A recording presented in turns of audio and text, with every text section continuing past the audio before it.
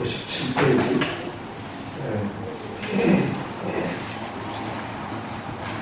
맞아요.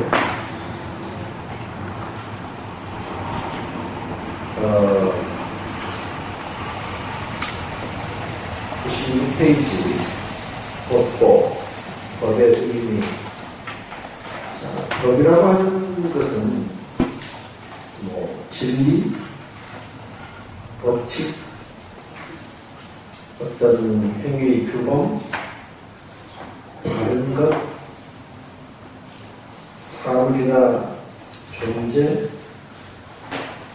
본성, 한번 그대로 하면 어쩌면 참다운 이치, 이런 걸 법이라고 얘기한다. 근데 법이라고 하는 것이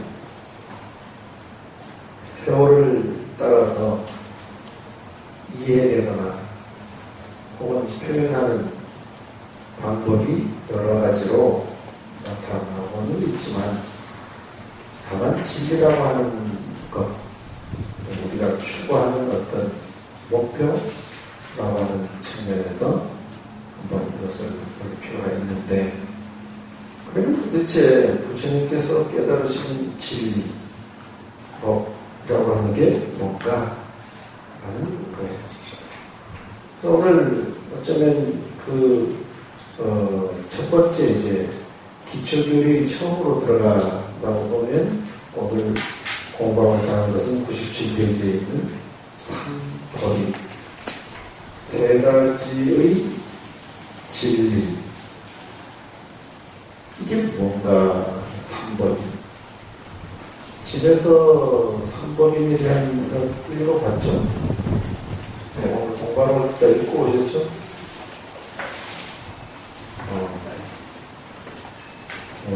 그야말로 버티네. 한 장짜리도 안 읽고 와가지고 지금 90분을 버티겠다 이 말이죠. 좋아요. 3법인, 세 가지의 법인이라고 하는 것은 뭔가 하면, 3이라고 하는 것은 세 가지, 법이라고 하는 것은 진리, 인이라고 하는 것은 확실하다.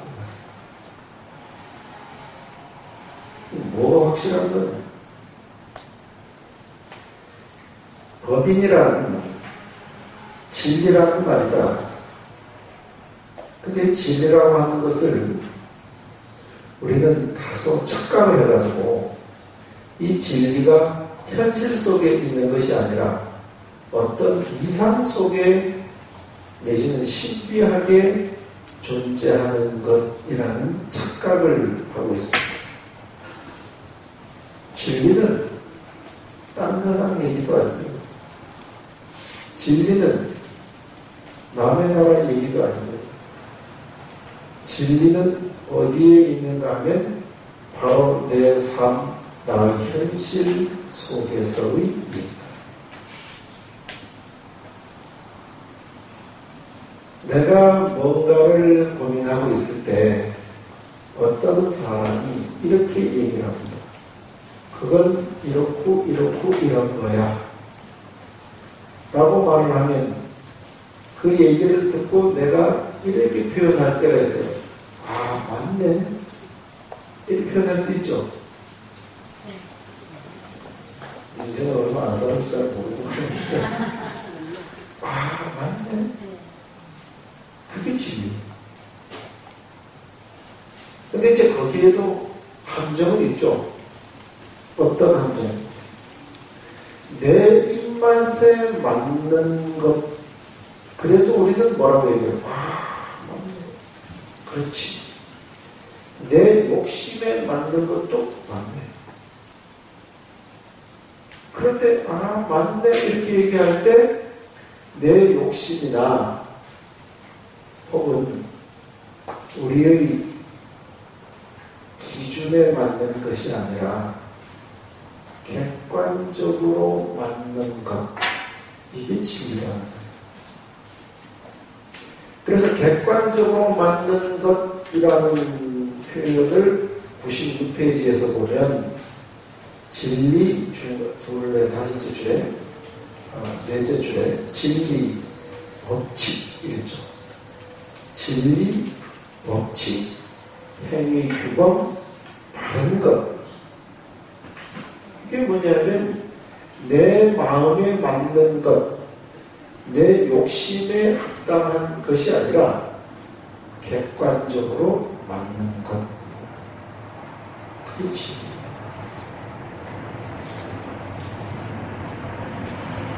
그래서 확실하다. 이것은 누가 뭐라고 얘기해도 옳은 것이다. 이렇게 얘기할 때 법이 진리의 도전이다. 요즘 사회가 도장을 찍는다 라고 할 때 가장 많이 들어보는 게 어떤 때 도장을 찍자고 얘기하죠?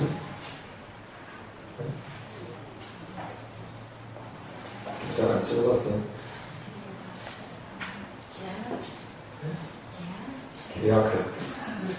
맞아. 계약할 때. 계약할 때 마지막에 도장을 찍죠. 그럼 도장을 찍는 의미가 뭐예요? 맞다. 맞다. 확실해. 이거는 맞다. 이렇게 도장을 찍죠. 네. 뭐, 또 이럴 때도 도장 찍죠. 살래 말래. 그때도 그 말지 않으면 확실하게 도장을 찍어야 어떻게 돼? 이제 결론이 나는 것, 어떤 식이든. 그래서 도장이라고 하는 것은 그와 같이 확실하다. 이것은 더 이상 변동이 없다. 라고 할 때 도장을 찍는다. 근데 이제 사회가 이게 무서운 곳이 돼서 도장을 찍어도 사기를 당하잖아요. 확실하다고 도장을 찍었는데도 뭐 돌아서서 보면 뭐 이게 얽히고 설키고 뭐 묘하게 뭐 해가지고 말이에요. 그런데 진리에 있어서 도장이라고 하는 것은 가장 확실한, 분명한 이런 의미예요. 도장을 찍는다는 것은 분명하고 확실하여 틀림이 없음을 나타낸다.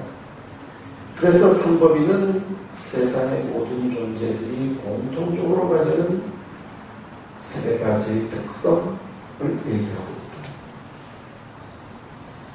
그 어떤 게 이 세 가지인가? 오늘은 삼법인에 대해서만 한번 생각을 해보도록 하겠습니다. 첫째는 재행무상이다.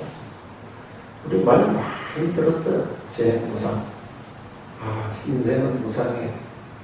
세상은 무상해. 영원한 것은 없어. 돌아보세요. 영원한 것이 있던가요? 어디서 제일 영원하지 않다고 느끼세요? 이제 더 이상 책 봐도 소용없어요. 왜냐하면 책을 읽으면 3분이면 이거 다 읽어요. 이거 3분이. 근데 3분이면 다 읽는 3법인이 중요한 게 아니고 내가 3법인을 이해해야 돼. 어떨 때 세상이 변한다는 것을 느끼세요? 배신을 받았어요. 배신. 맞습니다. 저도 느끼고 있어요. 진짜. 통렬하게 느끼고 있어요. 배신. 좋을 때는 우리가 이렇게 간이라도 빼줄 듯이 뭐 하듯이 시간이 흐르면 그 영원할 거라고 생각했던 그 신뢰가 깨지고 배신으로 돌아섭니다. 지금 사실 전부 뭐냐면 배신자예요. 말하자면 근데 이제 우리가 이제 배신자라는 의미를 안 좋은 쪽으로만 이제 우리가 이해를 하고 있으니까 배신자라고 하는 것이 지금 막 안 들어오지만 뭐의 배신을 우리가 당하면서 하냐면 나는 안 늙을 거라는 착각을 하고 살지만 안 늙을 수 없는 것에 대한 배신을 느끼고 있습니다.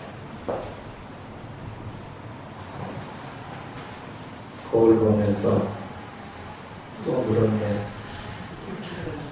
뭐 주름도 늘고 흰머리도 늘고 작년하고 또 다르네. 이러면서 세월이 시간이라는 것을 통해서 나의 육신이 끝없이 변해가고 있는 것을 절감하고 있죠. 첫째는 내 몸이 변해가는 것을 느껴요. 그뿐만 아니라 어떤 젊을 때 이렇게 어디 회의에 가보면 스님들이, 선배 스님들이 뭐 이렇게 뭘 보려고 하면 자꾸 안경을 벗어요. 어느 한때는 안경을 꼈다 벗었다 하는 게 멋있게도 보였어요. 그렇잖아요. 학교 강의를 들을 때에도 어떤 때는 그 교수님이 좀 연세가 있고 하면 이렇게 좀 그러기도 하고, 참. 어떤 때는 그 모습, 폼이 멋있게도 느껴지고, 또 어떤 때는 또 반대로, 그냥 보기 배울 때 안경을 꼈다 벗었다 이렇게 느껴지고. 근데 이런 마음이 드는 게 몇 살까지 드냐면 30대까지는 그런 대상을 보면 좀 이해가 안 되지만 40을 넘어서면서부터 시작해가지고 50을 딱 넘어서는 그때부터는 확실하게 이게 보여요, 안 보여요? 안 보여요. 이제는 진짜 안경을 다초점인데도 벗어야 돼. 유명도 한번 다 그런 분들이 있을 거예요. 치과를 제가 왜 이 얘기를 이렇게 편하게 하느냐 하면 진리를 논리로 받아들이면 엄청 볼 거 없습니다. 그냥 아까 얘기 사부리 먹을까요? 근데 우리 생활 속에서 그냥 우리가 어떻게 부상한가를 자꾸 느껴야 그것이 내 삶에서 더 이상 불행이 아니라 고통이 아니라 그냥 현실이고 그것을 통해서 다시 희망을 찾을 수 있기 때문이다. 그러니까 40대 중반 50을 바라보면서까지도 사실 치과라고는 안 가봤어요. 여기도 아마 그럴 어느 순간에 이가 조금 시려요. 50 뭐 이렇게 이제 그때부터는 치과가 이제 뭐 아주 먼 곳에 있지 않고 아주 자연스럽게 안과는 뭐 10대부터 갔으니까 계속 시력이 제 때마다 그래서 그냥 뭘 얘기하는 거죠? 시력도 내지는 우리가 간단하게 생각하는 이 치아도 매 순간 변화하고 있더라. 바뀌어가고 있더라. 흐름을 타고 이게 흘러가고 있더라. 인생이 긴 것 같이 생각을 했는데 어느 날 탁 돌아보니까 내가 벌써 인생의 반을 넘어서 가고 어느 순간 탁 돌아보니까 이제 반이 아니라 이제 내가 앞으로 얼마를 살까? 여기도 지금 연령대가 다양합니다만 40대가 있나요? 40대 없어요. 30대에서 40대를 넘어섰을 때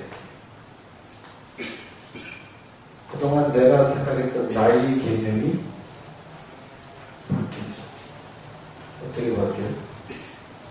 나는 인지를 잘 못하지만 이미 내 나이는 40대를 가고 있고 난 인지하지는 못하지만 가고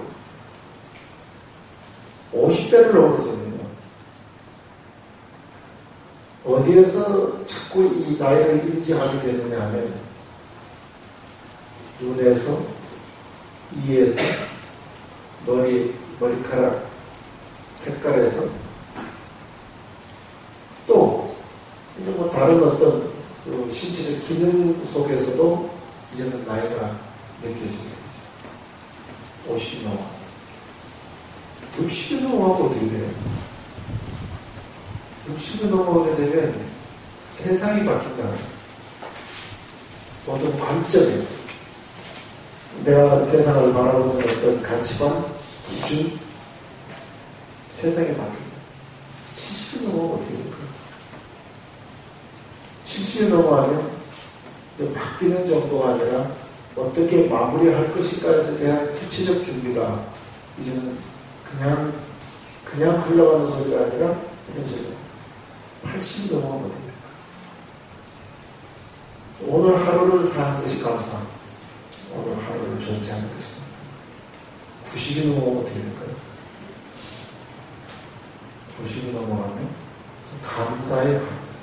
감사의 감사. 이건 보편적인 얘기입니다. 우리 삶이 따져보면 어릴 때는 시간이 너무너무 안 가가지고 빨리 좀 시간 가서 내가 좀 학년이 올라가고 졸업을 하고 나도 좀 공부 안 하고 살면 좋겠다. 마음 먹고 좀 늦게 와도 좋겠다. 이제 또 이성이 사춘기를 지나고 나면 나도 빨리 좀 나이를 먹어서 좀 이런 이성의 어떤 교제도 하고 이랬으면 좋겠다. 이런 온갖 어릴 때 생각을 하지만 어느 순간에 지나가게 되면 그 어릴 때의 기준 또한 없어져 버리고 내 앞에 닥쳐져 있는 상황, 조건, 현실 여기에서 그냥 어떻게 하면 이 조건과 현실을 잘 극복하고 넘어갈 수 있을까 이게 그냥 그냥 다 변해가는 우리 구조가 다 변해.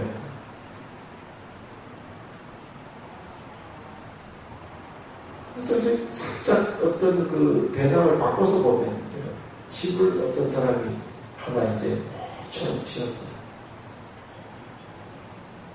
내지는 멀리 볼 것도 없어. 헛보사 절을 이제 막 지었어요. 절 지은 지 이제 몇 년 되니까 올해가 6년, 7년째를 맞아요. 절 하나 없을 때는 절 하나 지으면 세상을 얻을 것 같은 절을 지었어요.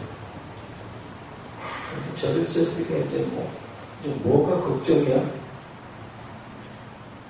절을 딱 짓고 나서 절을 짓고 돌아서는 순간 물이 새네,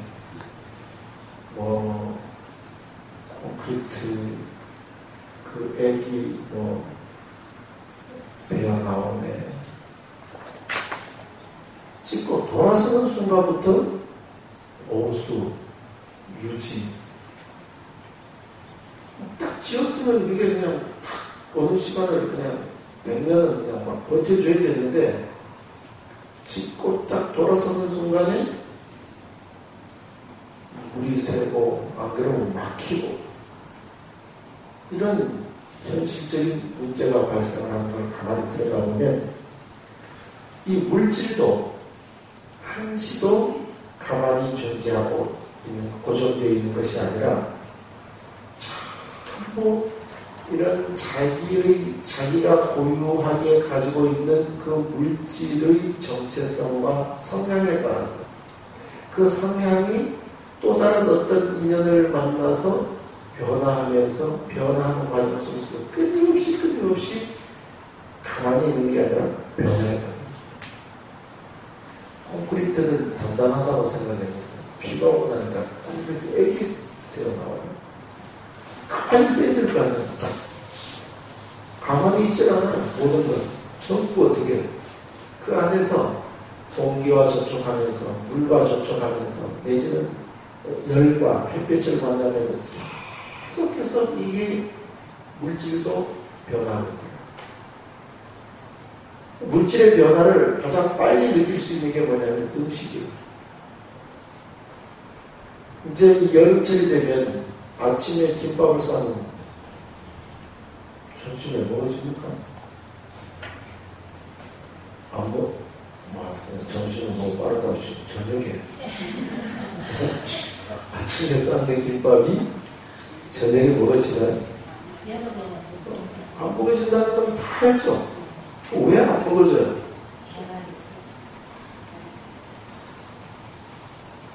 뭐라고 해요? 옛날 그러니까 쉬었다, 쉰다. 이래서 왜 그게 쉬죠? 이 세상에 존재하는 모든 것은 그게 단단한 물질이건 아니면 부드러운 물질이건 아니면 뭐 어떤 존재건 간에 전부 한시도 가만히 있지 않고 변합니다.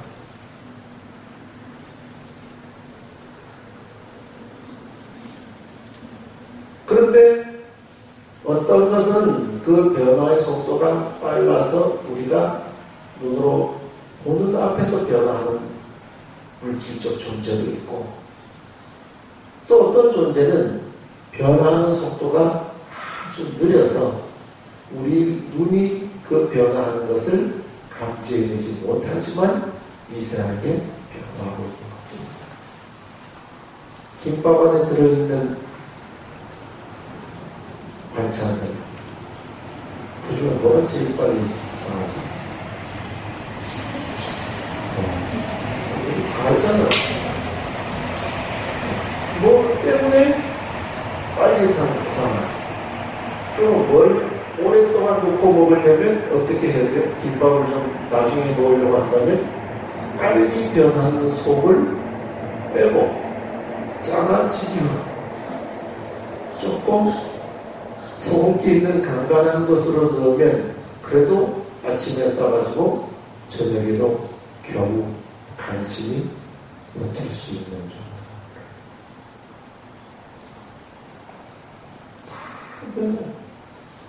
지금 저기 예를 들어서 씨앗이 하나 떨어져가지고 싹이 트는 순간 싹이 텄다 하는 순간에는 이건 계속 성장 일로에 있어요. 성장. 멈춤은 아무것도 없어요.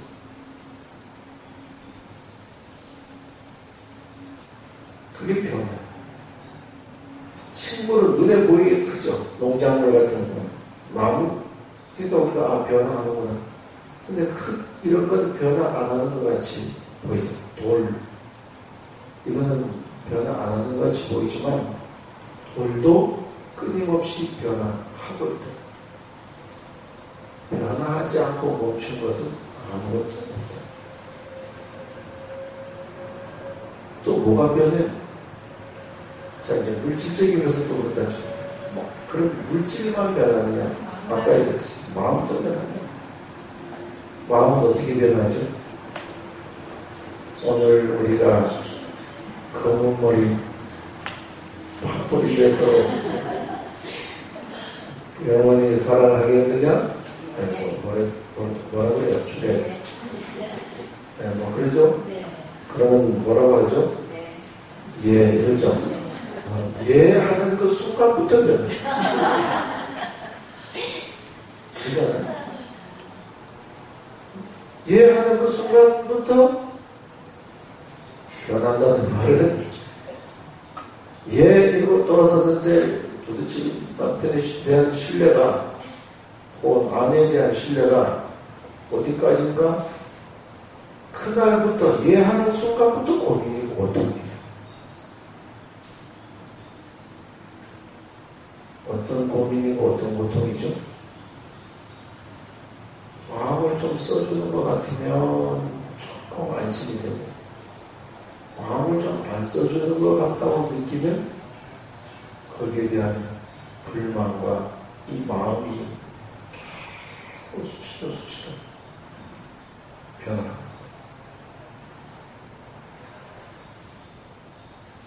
변화한다는 건 다 아는데 이 변화를 어떻게 지혜롭게 잘 유지하고 어떤 고난의 시간, 어떤 절박한 문제의 시간이 왔을 때 이걸 슬기롭게 넘기느냐 못 넘기느냐에 따라서 이 결혼생활이 유지가 되느냐 안 되느냐.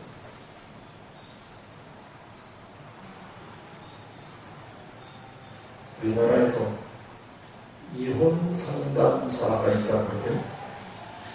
텔레비전에 보니까.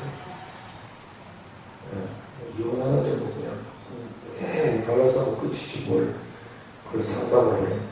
그게 아니고 지금은 1호로 뭐 이혼 문제에 대해서도 상담해 주는 사람. 이혼 상담사가 존재한다는 얘기는 무슨 얘기예요? 이혼을 마음 먹고 난 이후에도 그 그것을 마무리할 때까지 마음이 어떻게 계속 움직이거든. 우리 마음은 한시도 가만히 있지 않는다. 부부 얘기하면 좀 복잡하고, 마음이 들었다 안 들었다, 여러 가지 마음이 복잡하고. 부모, 자식들 키우고 있죠. 한결같아요. 자식에 대한 마음. 누가 더 미워요? 남편하고 다 거의 보살님들이 많아서 내가 주로 이제 보살님들 입장에서 얘기하면 남편하고 자식하고 누가 더 마음에 좀 왔다 갔다 해요? 자식. 남편에 대해서는 신뢰하십니까? 네. 네.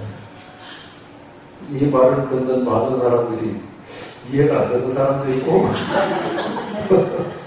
네. 그러면 왜 자식에 대해서도 마음이 왔다 갔다 하나요? 원인을 따져 들어가 보면 다 원인이 있겠죠. 왜냐하면 그 원인이라고 하는 건 한 가지가 아니고 건 바이 건 집집마다 전부 다 다른, 어떤 집은 건강 때문에 자식에 대한 고민이, 어떤 집은 공부 때문에 고민이 있고, 어떤 집은 건강도 공부도 아니고 성격 때문에 문제가 있고, 어떤 집은 이런 다양한데 처음에 아이를 탁 탄생해서 안았을 때 그 마음 생각나십니까? 하도 오래전 일이라서 표현이 돼요.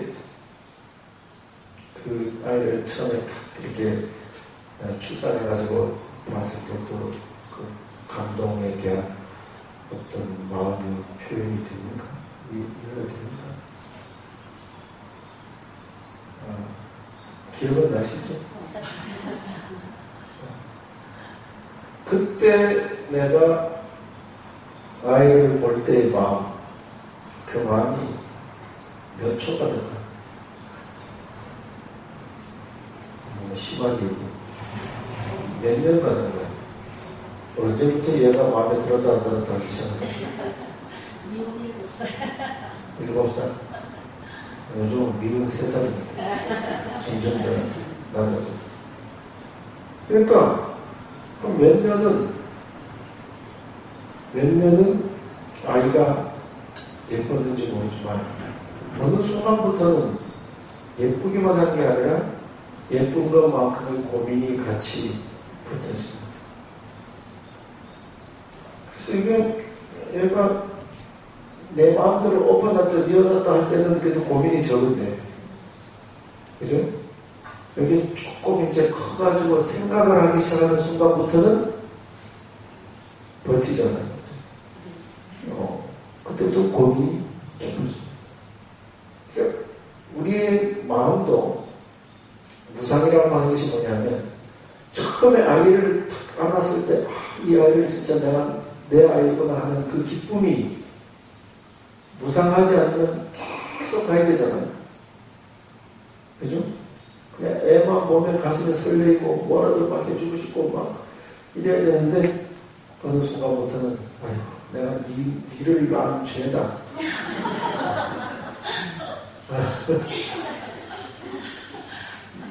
무자식 상팔자라는 말을 애를 다 키워놓고 보니까 알겠다고. 예를 들어서 마음이 어떻게 돼요? 계속 변화해요. 그러면 나쁘게만 변하지는 않죠.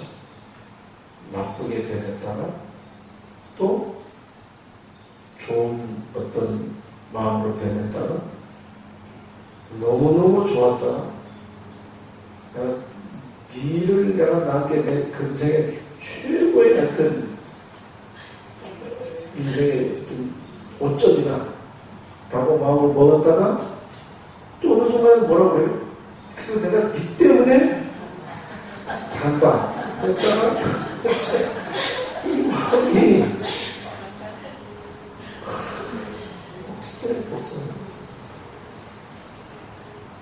어떤 것도 고정되어 있는 게 없다. 그러다가 또 내가 남편 얘기를 자꾸 하면 오늘 집에 와서 또 싸울 것 같아서 부부 얘기했는데 내가 걱정 안 하려고. 진짜 마음에 들었다 너무너무 좋았다가 너무너무 안 좋아가지고 내가 저걸 진짜 뭐 속된 표현으로 이렇게 얘기해. 자식 저걸 죽여 살려 그러죠. 그러다가 또 진짜 뭐 너 때문에 내가 산다고 아주 절절하게 그 존재에 대해서 마음도 변하고 물질도 변하고 어떤 것도 고정되어 있는 것을 없다. 그래서 이것을 딱 표현하기를 이렇게 표현을 하고 있어요. 이 세상에 존재하는 물질적 현상은 어떻게 존재하는 성, 이루어져서 물질, 주, 머물리죠. 책도 없어요. 제가 안 읽은 사람들이 지금 책들을 보고 있어요. 성, 이루을 성자, 물질적 현상이 있죠. 주, 머물러 일정 시간. 그러다가 무너지기 시작해요. 그 다음에 뭐예요? 그러니까 물질적 현상은 성주, 공이라는 단계를 거쳐서 존재에 따라 사라집니다. 근데 이제 존재에 따라 사라지는 성주, 공이라고 하는 게 물질에 따라서 다 시간대가 다 달라요. 어떤 경우는 이루는 데 시간이 오래 걸리는 수도 있고, 어떤 경우는 막 생겨가지고 오랫동안 머무는데 오랜 시간을 할애하는 경우, 또 어떤 경우는 무너지는데 오래 걸리는 수도 있고, 그래서 이게 하나의 같은 물질이라 하더라도 그 물질이 만들어지는데 오래 걸리는 것일 수도 있고, 없어지는데 오래 걸릴 수도 있고, 유지하는 시간 다 달라. 하나의 물질이라 하더라도. 또한 물질마다 전부 성주계공의 그 변하는 그런 과정을 거치지만 그 시간이 어떤 순식간에 사라지는 것, 만들어졌다가 사라지는 경우도 있고, 오랜 시간이 거쳐서 사라지는 경우도 있다. 또 물질적 현상은 성주계공이라고 하는 과정을 거쳐서 존재했다가 사라집니다. 우리의 마음은 또 어떻게 만들어졌다가 사라지죠? 마음이 일어나요. 이제부터 동시에 마음이 일어났던 것이 마찬가지로 머물렀다가 마음이 살짝 변해요. 다르게 그래서 그 마음이 사라져요.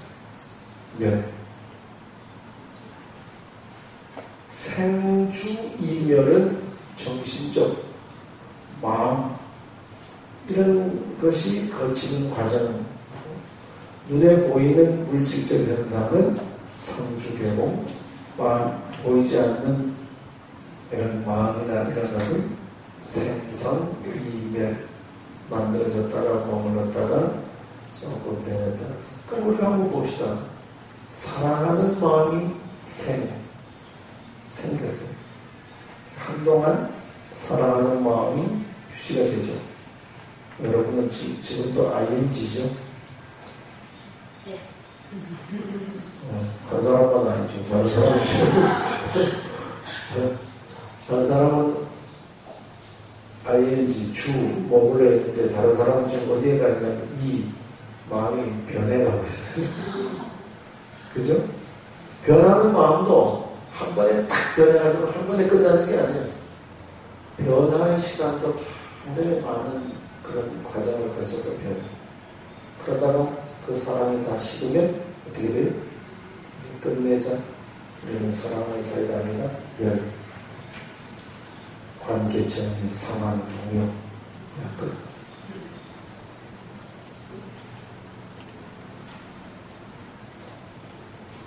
그러니까 우리가 살아가면서 만나는 물질적 현상이나 사랑관계도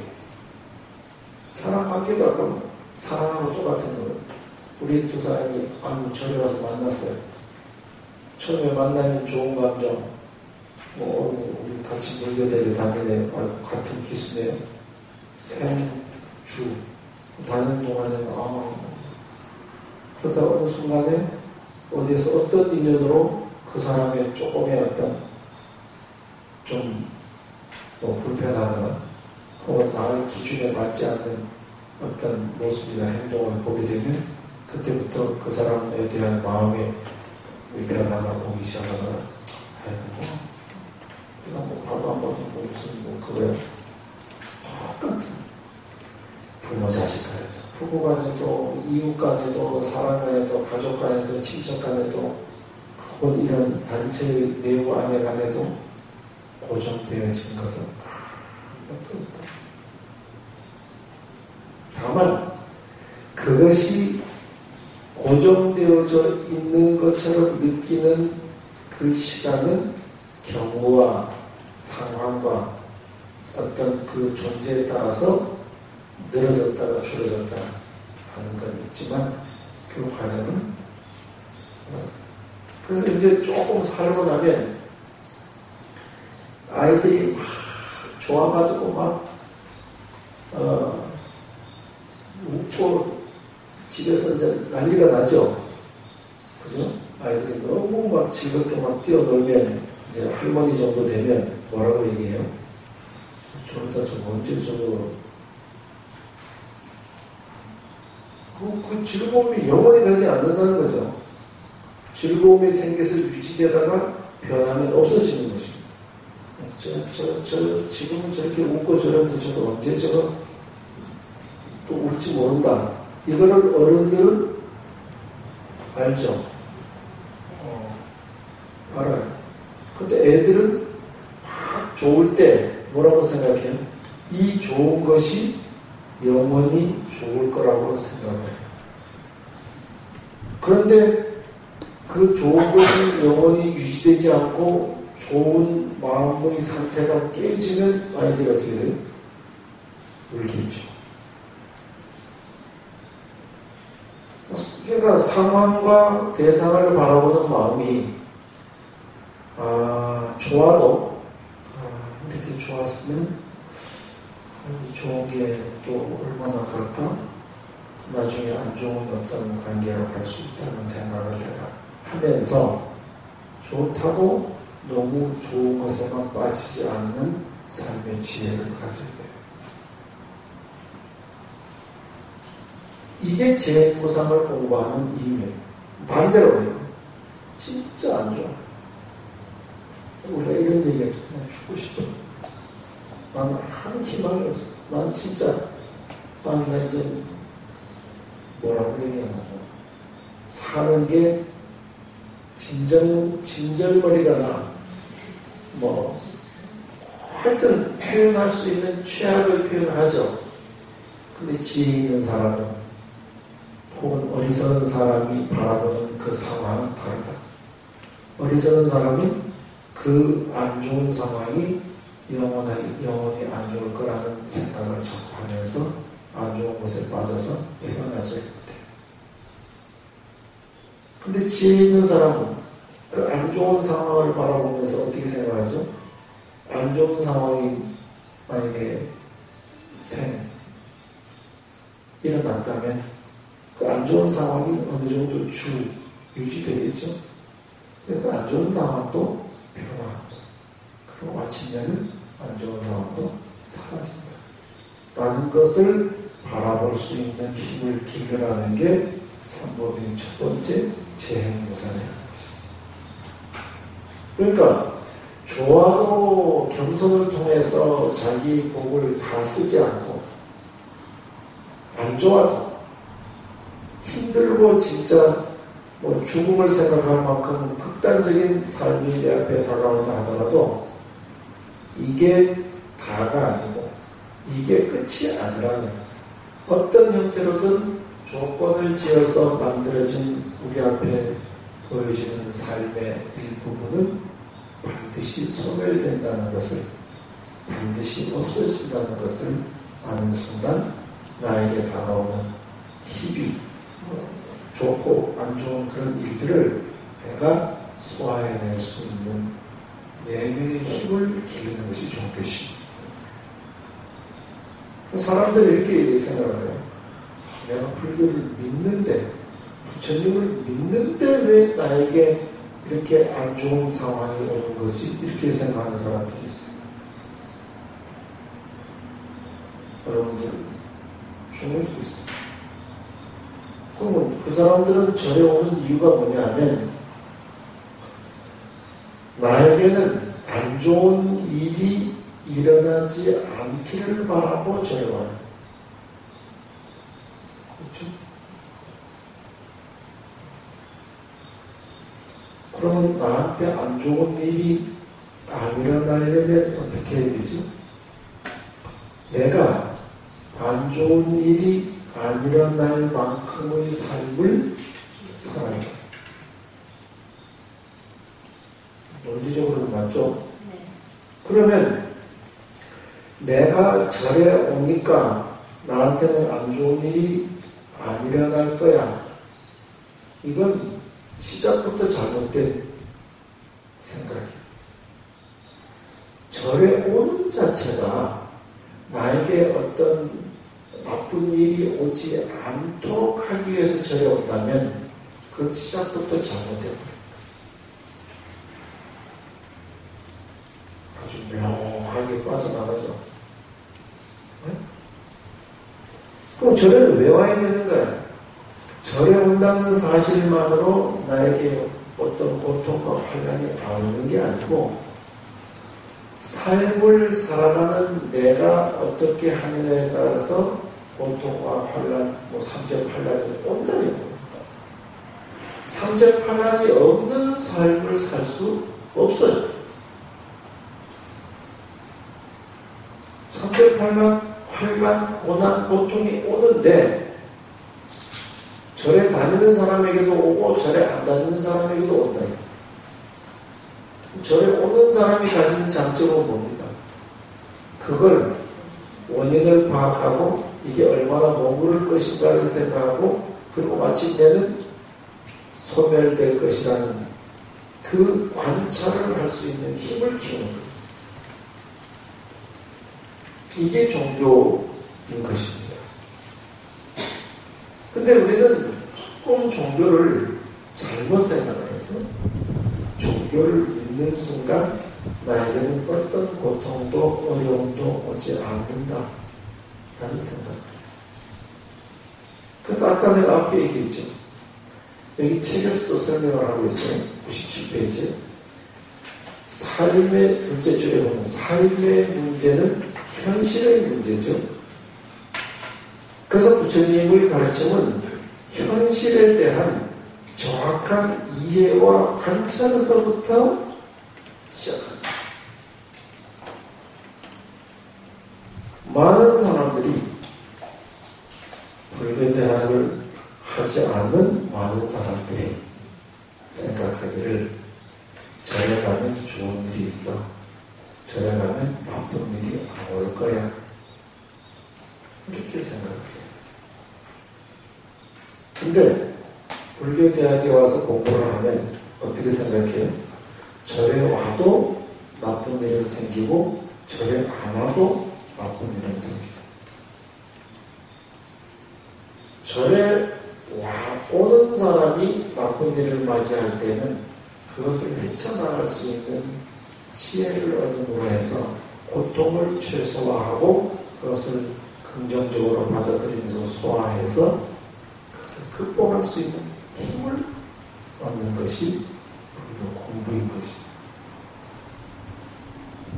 근데 불교대학에서 이렇게 공부를 하지 않으면 기복신앙,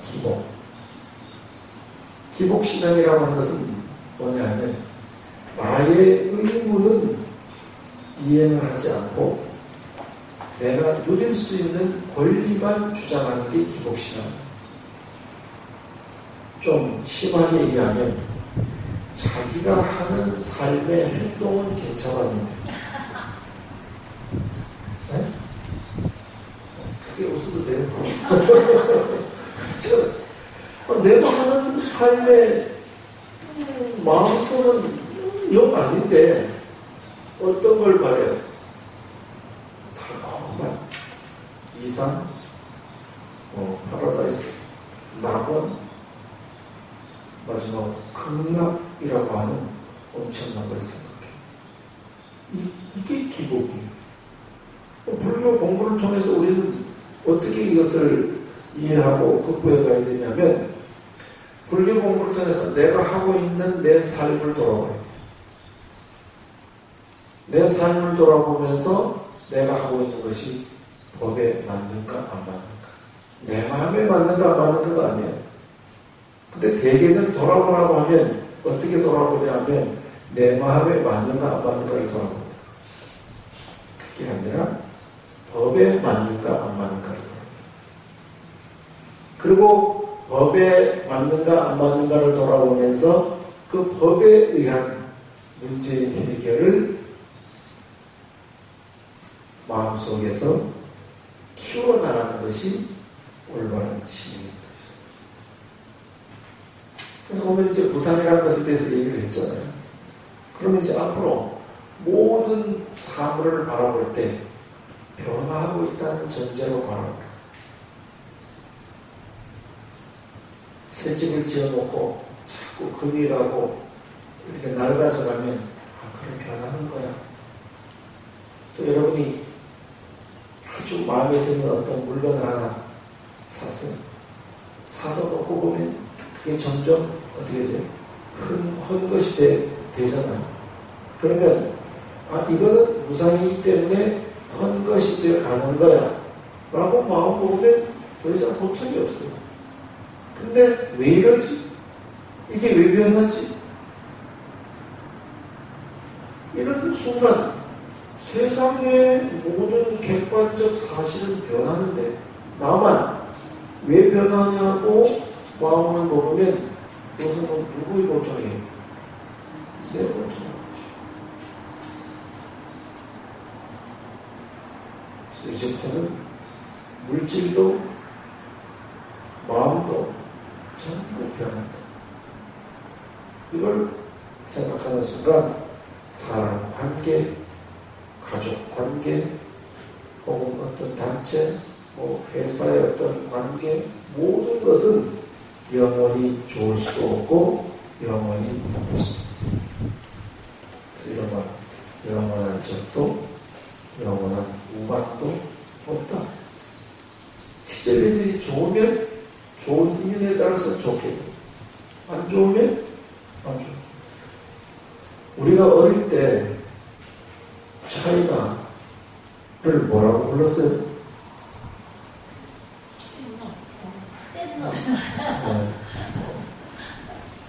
그렇죠? 그때는 뗀놈 내지는 중공국이라고 그러죠.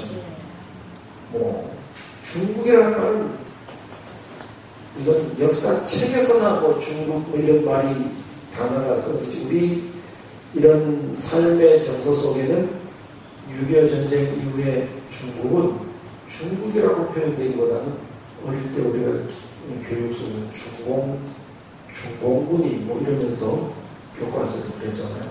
뗀놈이고. 오늘 중국을 바라보는 우리의 시각은 여전히 뗀놈이다. 갑자기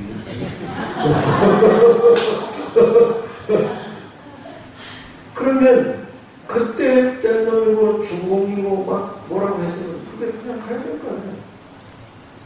근데 지금 한 반세기가 지나서 오늘 우리에 있어서 중국은 그런 동반자 이상의 존재.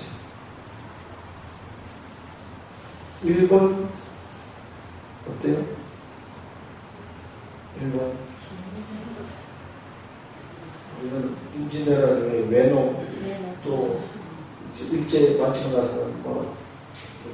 일본도 그렇게 얘기를 하죠. 네.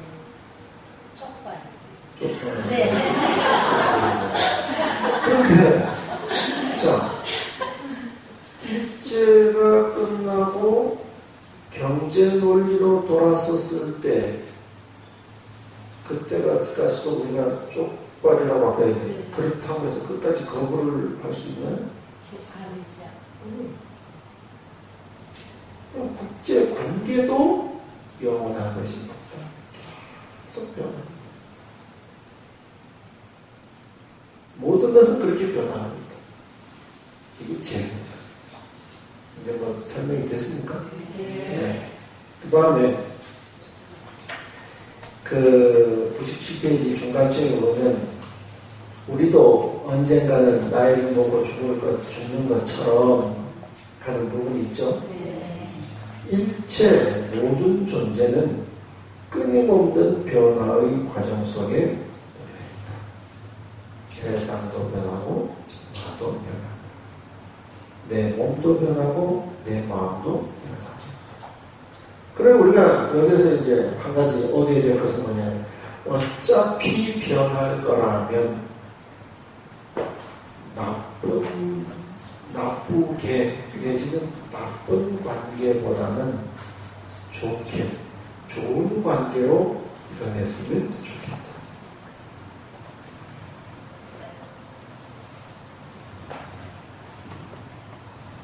그 뒤를 한번 읽어봅시다. 우리가 변화의 속도를 감지하지 못하고 있어서 고정되어 있는 것처럼 보이는 사물도 순간순간 변해가고 있다.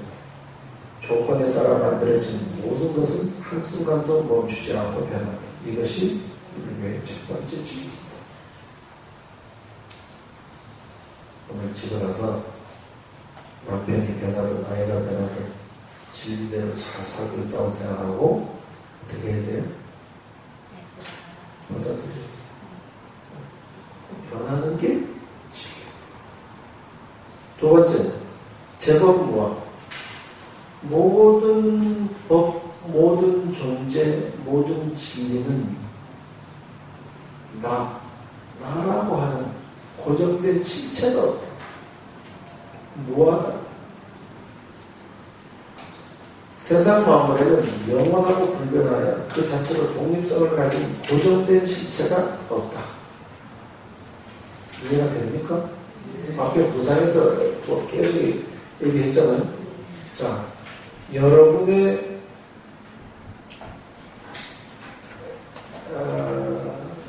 고정된 모습이 뭐예요?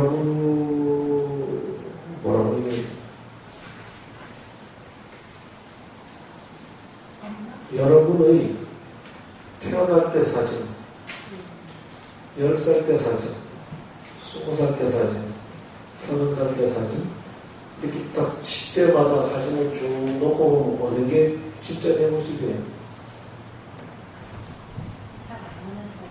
현재 모습. 현재의 모습도 현재는 맞는데, 그죠?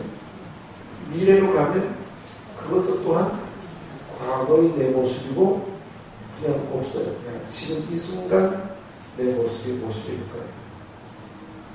그러면 홍길동이라고 하는 한 사람이 태어났는데 왔다가 사라지고 갔어요.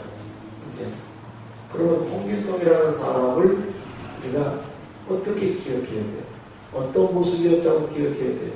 10살 때 모습을 기억해야 돼요. 30살 때 모습을 기억해야 돼요. 60의 모습을 기억해야 돼요. 뭐를 홍길동이라고 우리가 이해를 하겠어요? 저는 흑조를. 네? 흑조를 생각하지 않아요. 아니, 모습으로 일단 제가 만났을 때 그때 없다니까요. 없죠? 그 10살 때는 그 모습이고 30살 때는 그 모습이고 60에는 그 모습이었지만 고정돼서 이게 홍길동이라고 말할 수 있는 모습은 없다. 그게 제법 무한. 자, 자동차는 어떤 모습이죠? 어떤 모습일 때 우리가 자동차라고 해요?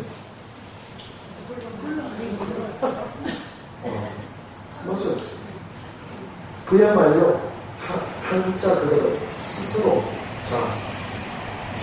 굴러가는 수레. 그러면 자동차에도 바퀴가 3개라 해야 됩니까? 4개라 해야 됩니까? 5개라 해야 됩니까? 10개라 해야 됩니까? 정할 수 없죠. 그게 무한합니다. 다만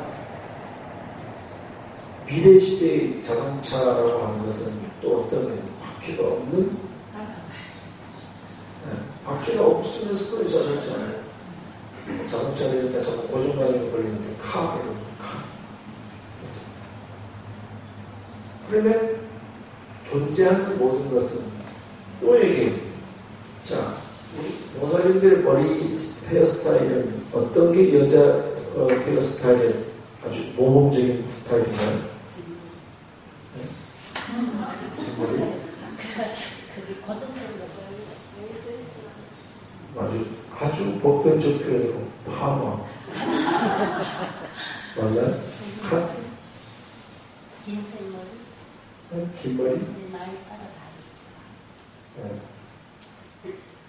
나이 따라 다르기도 하고 인연 따라 다르기도 하고. 그러니까 고정돼서 여자 머리는 이래야 된다는 게 있어요, 없어요? 미쳤는데 목소리. 이게 제공부예요. 근데 우리는 고정관념을 가지고 있어요. 뭐 이래, 그게. 뭐 이래는 없어요. 그게 모습에서만 그러냐? 아니에요.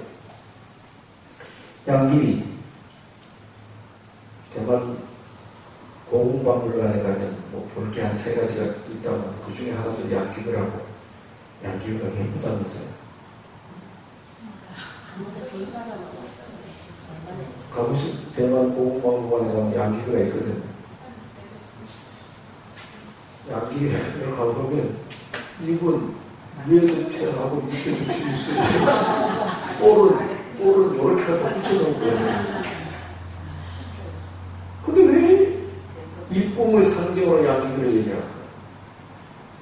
그 시대에 그것이 미의 상징이라고 얼마나 부각이 되었던 하나의 그냥 고정관념일 뿐이지, 예쁜 미의 기준도 우리나라에서 한번 봅시다. 50년대, 60년대 전쟁 이후에 뭐 먹고 뭐 살 때는 살이 퉁퉁해야 부잣집 막내들이 된다고 그랬잖아요. 근데 그게 70년대 들어오고 80년대 오면서 어떻게 돼요?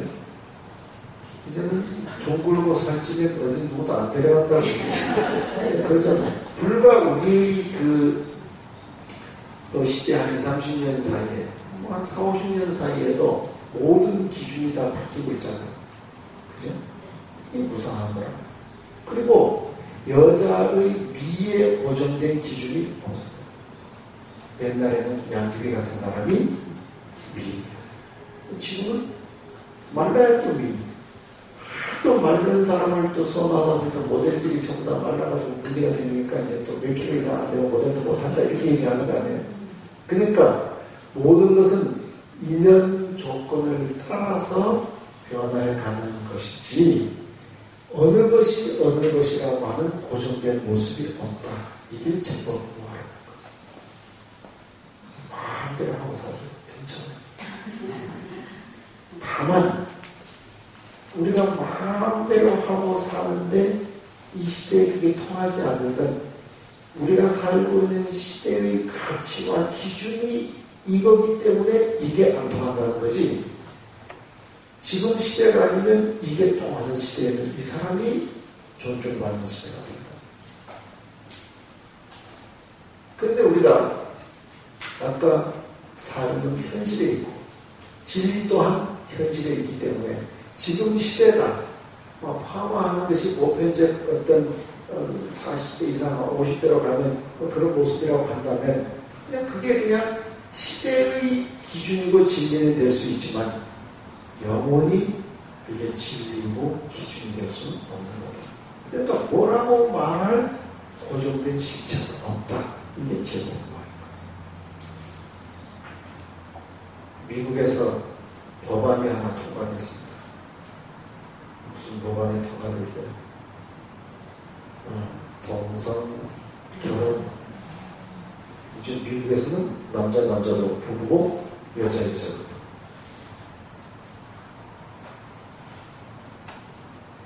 여러분 그들 어떻게 생각하세요? 아마 대개의 경우에 무슨 그렇잖아요. 동성애자들에게 있어서는 진짜 환영할 일이죠.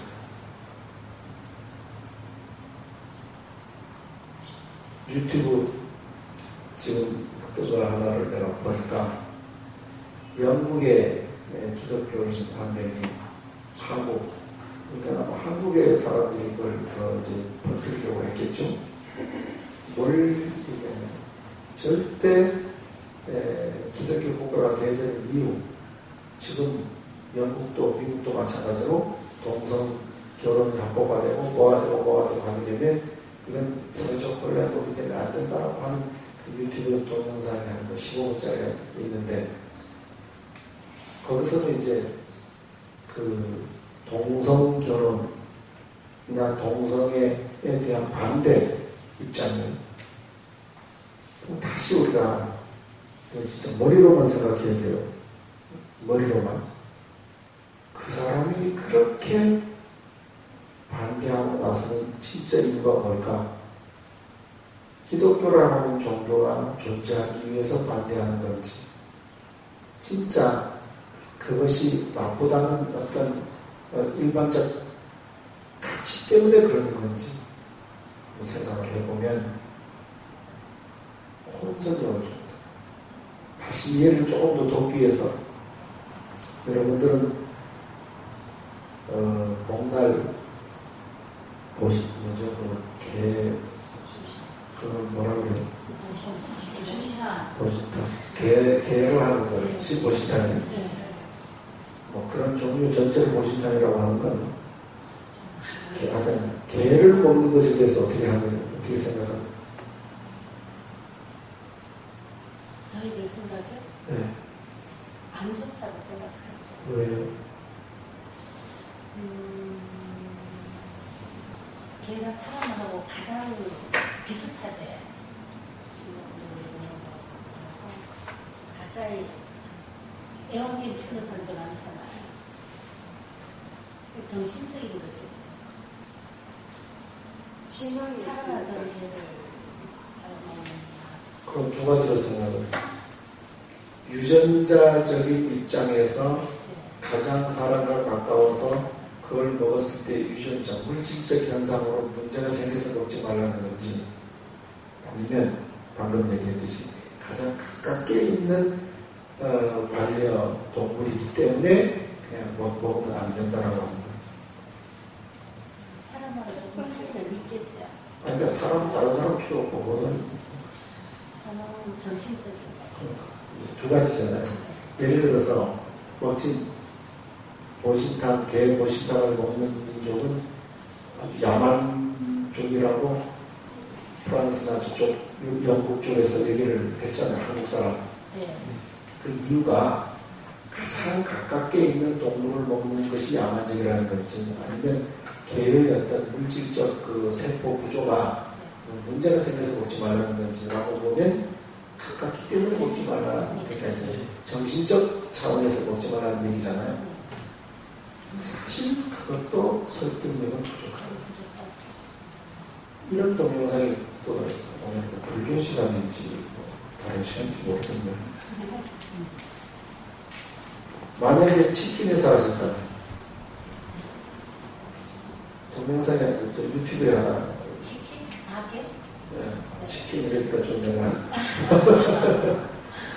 만약에 인류에 닭이 사라진다면 어떻게 될까요? 먹거리가 좀 사라진다.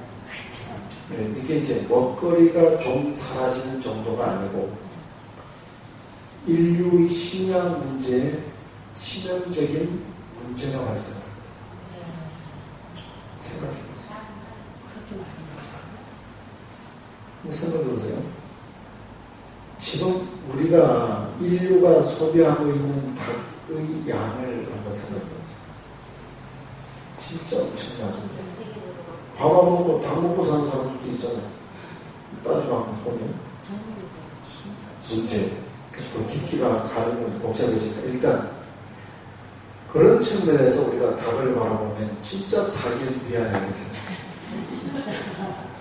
닭을 생명으로 생각하는 게 아니고 그를 존중하는 마음으로 바라보는 게 아니라 그 생명을 내 생명의 도구로 생각하는 이 마음과 진짜 가까우니까 다 개를 먹으면 안 돼 라고 하는 마음과 도대체 어느 게 더 이를 배반적인가를 따지고 보면 닭을 먹는 사람이나 개를 먹는 사람이나 나는 같다. 근데 닭 먹는 사람은 괜찮고 개를 먹는 사람은 야만이니까 돼지 마찬가지예요. 소 마찬가지예요. 지금 식량의 일부를 자족하기 위해서 닭, 돼지, 소, 양 생명을 키우잖아요.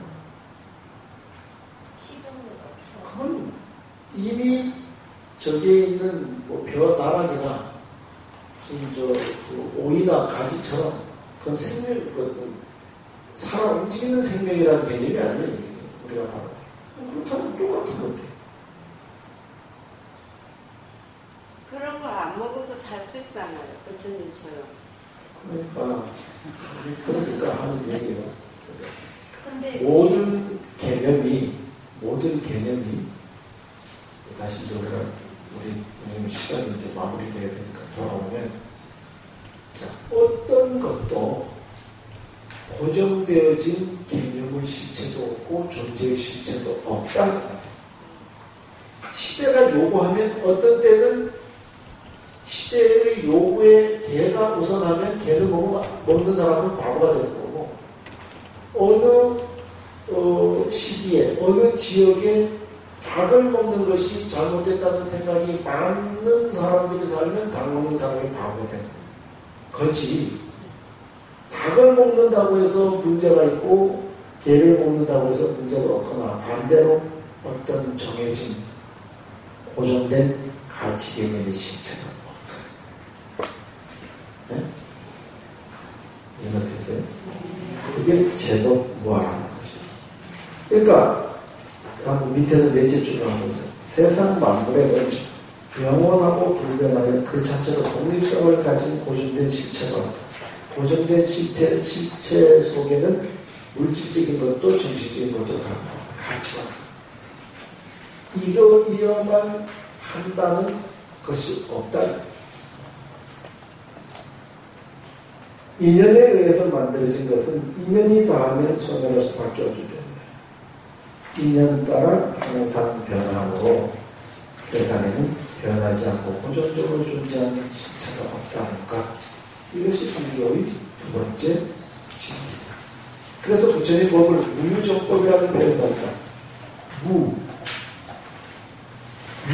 유가 없다. 정해진 바 법이 없다. 그러니까 어떤 가치를 가지냐 하는 것이 시대를 대변합니다. 우리 이런 표현은 좀 들이대는 표현인지 모르지만 대중이 원하면 소도 잡는다 라는 말이 있죠. 아니 절에서 모든 사람이 원하면 소도 잡아서 먹을 수 있는 거다. 이 말은 마음만 맞으면 다 잡아먹으라 이게 아니라 그렇게 어떤 가치 기준이 합쳐지면 그것이 하나의 가치 기준으로 존재했다가 그게 아니라는 가치 기준이 강해지면 그건 또 아니라고 하는 것으로 변해지는 기준에도 무상해서 영원한 것이 없고 그 기준에 의해서 설정된 어떤 존재도 고정되어 된 것은 없다라는 것이 두 번째. 그래서 만약 둘째 주에 나의 고정불변하는 실체가 있다면 현재의 나는 나로서 고정되어 있어 변화가 있을 수 없어요. 자, 요게 내 모습이다. 10년 후에도 요 모습이다. 20년 후에도 요 모습이다. 그러면 우리는 사회적으로 이걸 어떻게 판단해요? 희귀병이다 이렇게. 아니, 성장이 멈춰버려. 이건 병이에요. 이건 정상이 아니라는 말이에요. 그러니까 변하는 것이 정상. 자, 셋째. 그래서 중간쯤에 어떤 경우에서든 고정된 나라든가 영원한 나의 것은 존재하지 않는다. 이거 실천하고 있습니까?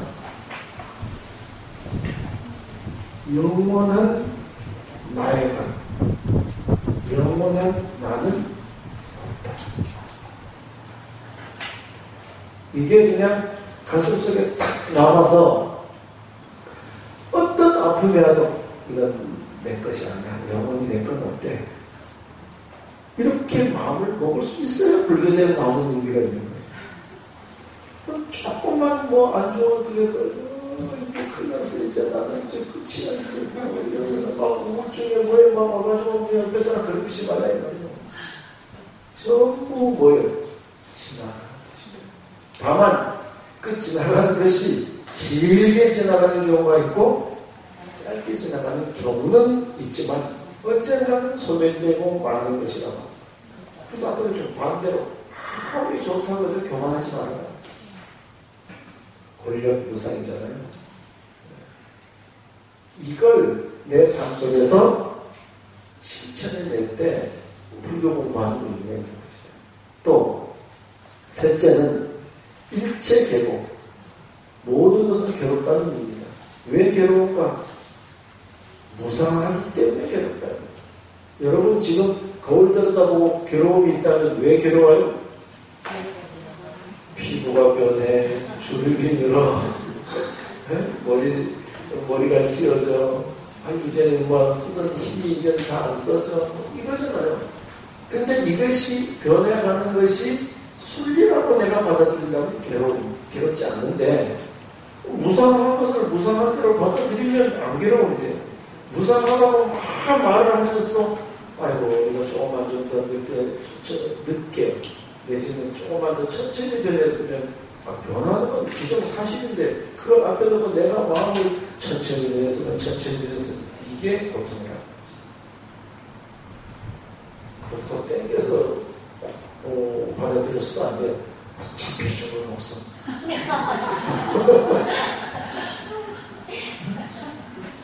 이것도 아니에요.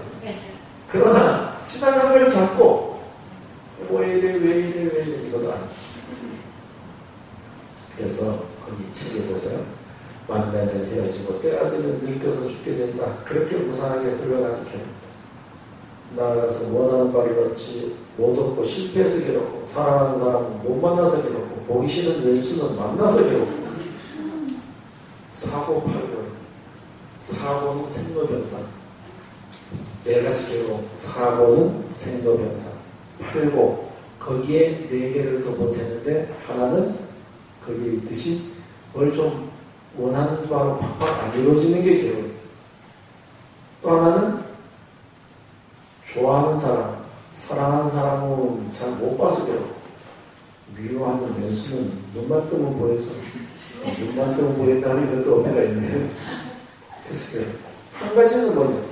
내가 존재한다는 자체가 괴롭다. 존재하니까 괴롭다. 존재하지 않으면 괴롭지 않아.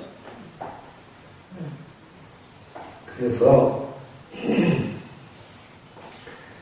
흘려가기 마련인 것을 꼭 잡아주려고 하지만 빠져나가 변해가기에 괴롭고 고정된 나, 영원한 나의 것이 없음에도 거기에 집착한 결과 아상과 아만에 쌓여 자존심에 상처를 입고 극한 상처감에 젖는다. 이렇듯이 번뇌의 불꽃이 활락을 일어나 잠시라도 변할 날이 없으니 고통의 연수이다. 우리의 삶은 고통의 연수이다. 그러면 괴로운데 아이고 그냥 말아 사람 중에서 정리하자. 이게 아니고요. 네? 인생은 괴로움이니까 괴롭더라도 의뢰이 괴롭다고 알고 살아라 이 말이에요. 괴로우니까 끝내자. 살아도 더 이상 살아도 고통이라는 게 이만큼 괴로울 때 끝내자. 이거 아니라는 거죠. 한 생각을 바꾸면 인생은 어차피 힘든 것이 있고 좀 고통스러워 부담스러운 것이 있구나. 이렇게 생각하면 더 행복하게 살 수 있다. 이와 달리 일체대고 대신 멸반접정을 넣어서 삼보분을 얘기하는 경우도 있는데, 멸반접정이란 불교에서 가르치는 이상적인 경지인 멸반만이 모든 고통이 사라진 참으로 고요한 안온한 상태라고 하는 뜻이다. 이 말은 무슨 말이냐면, 우리가 진정 행복하려고 하면 모든 것이 다 소멸된 완전한 상태일 때 행복이다. 그 말인데, 이 앞에 세 가지를 이해하게 되면 이제 더 이상 고통이 아닐 수 있으니까 이 앞에 세 가지를 우리는 삼보분을 생각하고 이해하고 삶 속에서 그것을 응용했으면 좋겠습니다. 됐습니까? 네. 오늘은 삼보분에서 얘기하고 다음 시간은 사선지 발전지에서 방학을 한 9주 하고 나니까 좀 공부하는 감이 있습니까? 네. 부처님의 생애를 다 받았나요? 한 사람만 받았어요? 아니. 부처님 생애 책 안 받았어요? 부처님의 생애가 교재인데 그걸 다 주는데 부처님의 생애 읽기를 지금부터 시작하겠어요. 어려나? 부처님의 생애 아직 안 듣나? 따로 판매돼서 판매를 하는 거라서 불교 대학은 그냥 주는 거 아니야? 파악했을 때만 불교 있는 책 나오고 그 뒤에는 교재를 각각 구매하는 거예요. 그래? 난 모르겠어요. 부처님의 생애를 그러면 교육을 하십시오. 앞에 기수한테 물어봐. 줬으면 줘야 되지. 저거 앞에는 주고 뒤에는 팔면 안 되지. 불교 있는 책이 같이 입학할 때 가방에 나가는 부처님의 생애를 줬단 말이야. 아니요. 그러니까 작년까지는 부처님 생애랑 가방이 나갔대요, 선생님. 근데 올해는 그냥 불교 읽는 책으로 부처님 생애 대신 불교 읽는 책이랑 가방이 나간 거죠. 그러면 책을 하나 구하십시오. 부처님의 생애가 이렇게 두꺼워요. 그걸 읽으려고 하면 머리가 터집니다. 왜? 인도의 지명, 인도의 원형으로 사람 이름이 지명되니까 반 이상을 읽기 전까지는 적응이 안 돼요. 지금 불교 텔레비전에 부처님의 생애 하고 있죠. BTN. 그게 인도에서 엄청난 돈을 들여서 한다는데 그게 좋아요. 그거 꼭 보세요. 그리고 부처님의 생애를 사서 했잖아요. 오늘 수업 했잖아요. 수업 마치고 부처님의 생애 읽기를 하십시오. 저 숲속에 가서 해도 되고 나무들 밑에 가서 해도 되고 하고 싶은 사람 하라. 의무적으로 다 하라. 그리고 가서 집에 가서 읽어도 좀 한 사람 읽고 듣고 그리고 같이 그게 뭔지 이해하라. 부처님은 생애 읽기를 시작합니다. 여쪽국에도 하던데 대리 불교 방송 한다고요. 네. 그것도 보고 10회까지 봤거든요. 이 책을 부처님의 생애를 읽으면 어지간한 본문 들어도 그 안에 나오는 비유나 뭐가 다 나옵니다. 아시겠죠? 네. 지난 기수들은 이거 미리 그걸 읽어가지고 4월달부터 이렇게 마치고 나면 오후 시간에 3층 갤러리에서 1시간씩 부처님의 생애 읽기를 했어요. 그걸 하면서 같이 친해지기도 하고 부처님 생애가 이렇게 돌아가는구나. 거기에 보면 너무너무 적나라해요. 어떻게 적나라하냐면 예를 들어서 이런 거예요. 우리가 그냥 저래다 아니고 부처님은 위대한 분, 거룩한 분, 대단한 분, 엄청난 분, 신비스러운 분 이러잖아요. 부처님의 생애는 인간 이상도 인간 이하다. 무슨 얘기냐면 부처님이 결혼을 하고 나훈아를 낳고 출가하시다. 그죠? 그러니까 그러면 여러분들이 이제 우리 거사님 한 분 계시죠. 거사님들 입장에서 생각해 보세요. 내가 결혼했는데 남편이 애 하나 낳고 나한테 나는 또 닦으러 가난다 하고 갔다. 그럼 여러분의 마음이 어떻겠어요? 보고 싶겠어요? 있겠죠. 네? 있겠죠. 그냥 믿겠어요? 굉장히 착하네. 왼수도 그런 왼수가 없겠죠. 그런데 또 얼마 시간이 지나니까 돌을 다, 그러니까 성불을 했다고 다시 찾아와요? 그럼 만나고 싶겠어요? 안 만나고 싶겠어요? 여러분 다 만나고 싶겠어요? 안 만나고 싶겠죠? 그랬는데 또 더한 건 애가 한 10살쯤 컸어요. 이제 애마저도 출가시켰어요. 그럼 우리가 어떻게 해야 돼요? 부처님이 아니라면 이렇게 표현했겠죠. 가서 죽여야죠. 그렇겠죠? 이런 내용들이 부처님 생애 속에 들어있다. 인간적인 모든 이걸 읽고 부처님을 제대로 이해해야 돼요. 이걸 안 읽고 부처님을 이해하면 부처님은 신비주의자, 무슨 뭐 이상주의자고 부처님 그렇지만 그래서 아까 여기 얘기했잖아요. 진리는 어디에 있냐면 현실에 있다. 삶 속에 있다. 지금 이 가르친 내용들이 그 삶을 떠나서 있는 내용이 하나도 없어요. 그런데 읽기가 진짜 쉽지 않아요. 왜냐하면 사람 이름이 다 원음으로 되어 있어요. 나도 읽으려고 혀가 잘 안 들어. 사람 이름이. 지명 마찬가지예요. 우리처럼 뭐 경주, 부산, 울산 뭐 이름은 쉬운데 꼬불꼬불 짜지가 길어. 그걸 어떻게 다 외워요? 그렇지만 한 반 정도만 꾸역꾸역 자꾸 읽어보면 안 그러면 지명과 사람 이름을 무시하고 읽어버렸어요. 그러면 부처님이 어떤 분인지 가슴속에 아주 절제가 됐다고 하시겠죠. 책은 많이 준비되어 있나요? 오늘도 수업 몇 가지 하겠습니다. 감사합니다.